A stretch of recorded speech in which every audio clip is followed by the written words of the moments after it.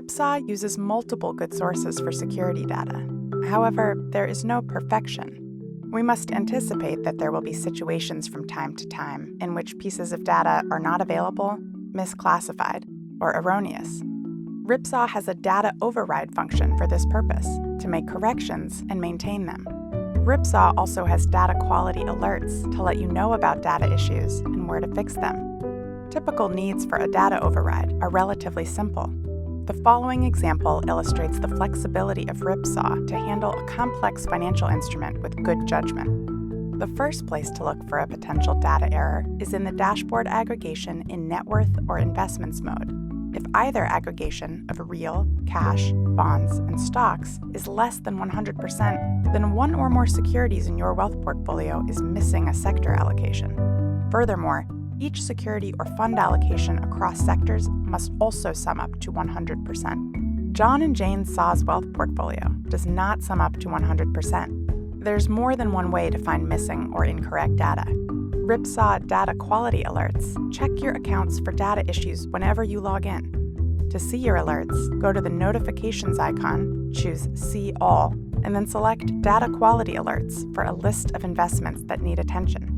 John Saw's work-related retirement plan notification indicates an absence of any cash, bond, or stock allocation.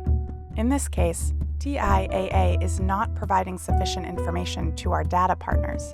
The reason may be the difficulty in classifying its characteristics. The interest rate is contract-specific depending on when it was originated. There is a guaranteed minimum rate. In retirement, you can purchase a lifetime annuity, elect a 10-year cash-out, or choose the required minimum distribution. After clicking on Data Override, the descriptive information section of John's TIAA traditional annuity opens. This investment is best categorized as a 100% bond allocation.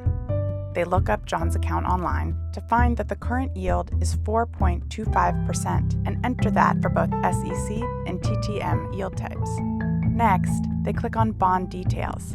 They Google information about TIAA and make some reasonable best fit assumptions for the allocation in the bond global, credit quality, maturity range, and sector distributions. The entries for the maturity range distribution are dependent on their retirement horizon and intended method of cash withdrawals. At age 35, assuming retirement at 65 and 20 years of retirement, that person might view this as a 50-year variable rate bond investment that is paying out in the last 20 years. A 72-year-old receiving the required minimum distribution and a younger surviving spouse might consider the contract as a 30-year variable rate interest-only bond. John and Jane input their expectations for receiving cash benefits beginning 25 years from now. After saving the data entries, the Wealth Portfolio Dashboard investments and net worth modes now sum to 100%. Using the Information drop-down menu, select Bond Details. Then, scroll across the TIAA retirement plan account to observe the override entries that are now available for aggregation into the dashboard. An alternative to using notifications is to open each account and see if any override icon in the far left column is highlighted in red. If so, click on it, fill in the missing or incorrect information, and save. Click on the Charles Schwab Rollover IRA account to open it, and then on the red override icon for Great Lakes Aviation. After filling in any relevant descriptive information, select Stock Details to see the absence of information available on this very small company. Fill in the details and save. From the Information drop-down menu, choose Stock Details, then scroll across the investment in Great Lakes Aviation to see the overrides that will be used by the Wealth Portfolio Dashboard. After reviewing all accounts for red override icons and making appropriate changes, you are ready for portfolio construction, monitoring, and revision.